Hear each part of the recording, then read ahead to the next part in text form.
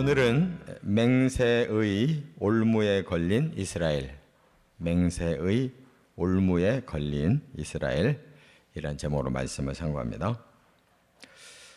기브온 주민들이 이제 이스라엘 진영으로 와서 자기들은 멀리 사는 사람들이기 때문에 이렇게 당신들 소문 듣고 화친을 맺으려고 왔습니다 하고 이렇게 거짓으로 위장을 해서 평화조약을 맺었는데 바로 이제 들통이 나요. 그러나 그들을 칠 수가 없었어요. 여호와의 이름으로 그들과 평화롭게 살겠다고 맹세를 했기 때문에. 그래서 이제 그들을 받아들이되 그들이 거짓말을 했기 때문에 거기에 대한 이제 저주를 하게 되는데 그게 바로 이제 종살이를 하게 됩니다. 그러나 그들의 목적은 목숨을 건지는 거였기 때문에 어떻든 이제 마무리가 돼요. 이렇게 맹세 문제는 잘못하면 이렇게 올무가 됩니다.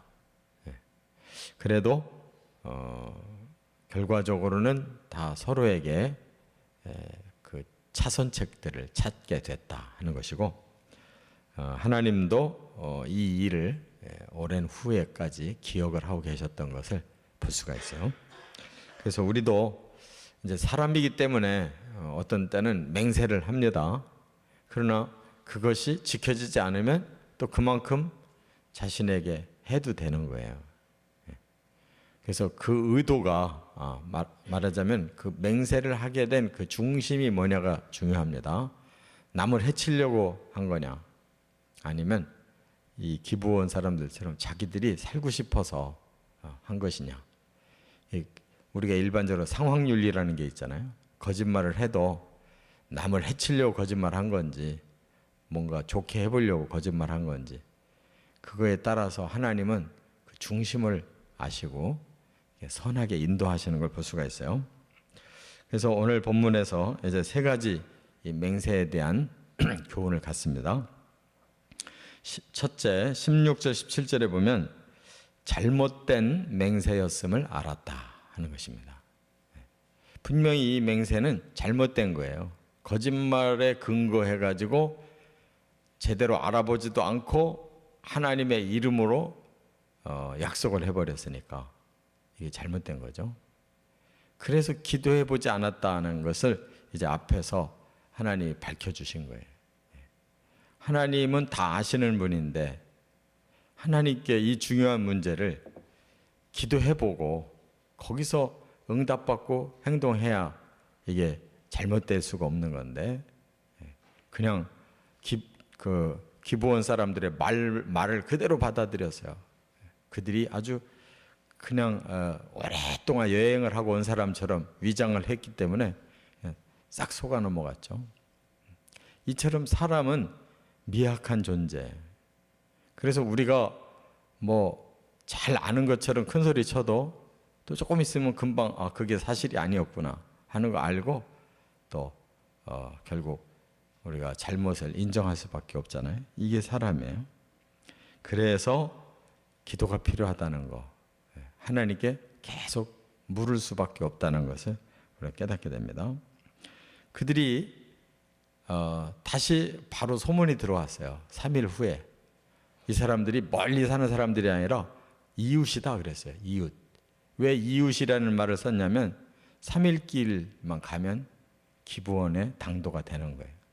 정보가 너무 없었어요. 그러니까 이 사람들이 전쟁을 하는 사람들인데 그 지역에 대해서 깜깜한 사람들이에요. 3일 길만 가면 닿는 그 지역을 전혀 모르고 있으니까, 말하자면 전쟁을 하더라도 상당히 자격 미달이에요. 그야말로 이 가나안 땅 전쟁은 하나님이 이미 주시기로 약속을 했기 때문에 그냥 믿음으로 가라 하면 가고 서라 하면 서는 이런 전쟁이지, 뭐 사람들이 머리를 써서 그런 상황을 다 파악하고 이렇게 하는 전쟁이 아니에요. 그래서 이들이 잘못된 것을 압니다. 보니까 기브온뿐만 아니라 여기 세 그 성읍을 더 얘기하는데 급이라, 부에롯, 기럇 여아림, 이곳이 다 그 근처에. 이제 뒤에 나오지만 나중에 기럇 여아림은 또 법궤를 거기에 안치했던 곳이에요. 나중에 이와 같이 가까운 예루살렘에서 10km도 안 되는 가까운 곳이에요. 우리는 이처럼 한 치 앞도 내다보지 못하는 미흡한 자라는 걸 알아야 되고, 하나님 지적하신 대로 기도가 필요하다 하는 거. 두 번째, 18절부터 20절에 보면 잘못된 맹세도 지킬 수밖에 없다는 거예요. 왜냐하면 하나님의 이름으로 약속을 했기 때문에, 만약 그 약속을 너희들이 거짓말해서 이거 취소야 이렇게 할 수가 없다는 거예요. 왜냐하면 하나님의 이름으로 했기 때문에 하나님이 취소해야 하면 몰라도 하나님이 가만히 입 다물고 계시면 취소할 수가 없어요.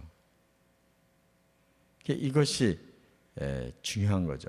하나님의 이름을 우리가 빌릴 때 하나님께 동의를 받고 빌려야 되는 거잖아요. 하나님의 동의를 안 받고 빌렸을 때는 하나님의 이름이 먹칠당하면 안 되는 거죠. 그래서 우리가 일방적으로 하나님의 이름으로 어떤 큰 약속을 해놨으면 그것이 안 지켜지면은 하나님을 크게 모욕하는 결과가 되는 거예요. 그렇기 때문에 함부로 하나님의 이름을 들면 안 되는데, 이 사람들이 그 여호수아와 족장들이 하나님 이름을 들어서 맹세를 해버렸기 때문에 안 지킬 수가 없다 이렇게 말씀을 했어요. 그래서 이 기브온 사람들은 보장을 받은 거예요. 생명의 보장을 받은 거예요. 평화조약을 했기 때문에 어떻든 치면 안 돼요. 그래서 이들이 살려주기로 결정합니다. 근데 이게 역사가 흘러가지고 사울 왕 때에 이 사건이 나와요. 사울 왕이 알았는가 봐요. 이 기브온 사람들이 과거에 이렇게 이스라엘로 들어오긴 했어도 이스라엘 사람들이 아니다. 그래가지고 그 사울 왕이 말하자면 민족애로 우리 민족이 아닌 사람들을 처벌해야 되겠다. 그래가지고 기브온 사람들을 쳐서 죽인 적이 있어요. 그러고 이제 다윗이 이제 그 왕이 됐는데 갑자기 3년 동안 기근이 들은 거예요. 그래서 다윗이 이게 어쩐 일이냐, 왜 이렇게 기근이 계속 생기냐 하고 하나님 앞에 기도해 본 거예요.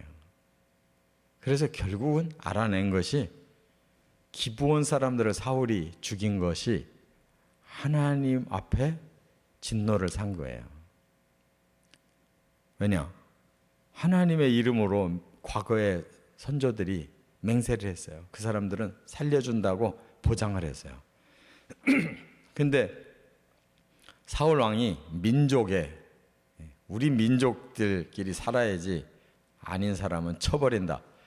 이것이 민족애로서는 훌륭하지만 하나님의 이름을 맹세한 이 결과를 어긋나는 거잖아요. 이스라엘 사람은 칠 수가 없어요.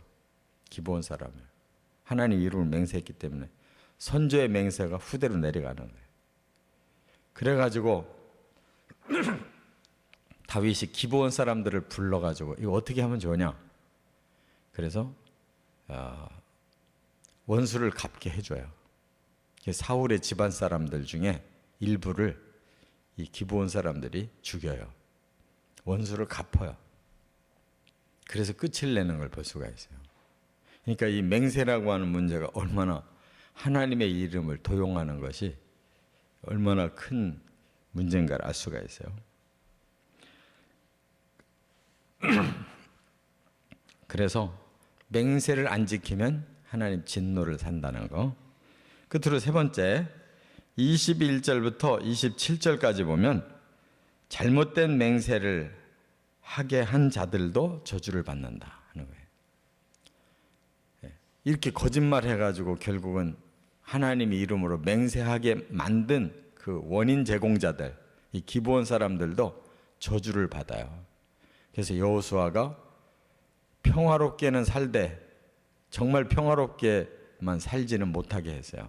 그들을 종으로 만들었어요. 목숨은 원하는 대로 살려주되 너희들도 잘못한 행위에 대해서는 벌받아야 된다. 그래가지고 기브온 사람들은 이스라엘 사람들을 서비스하는 종이 됐는데,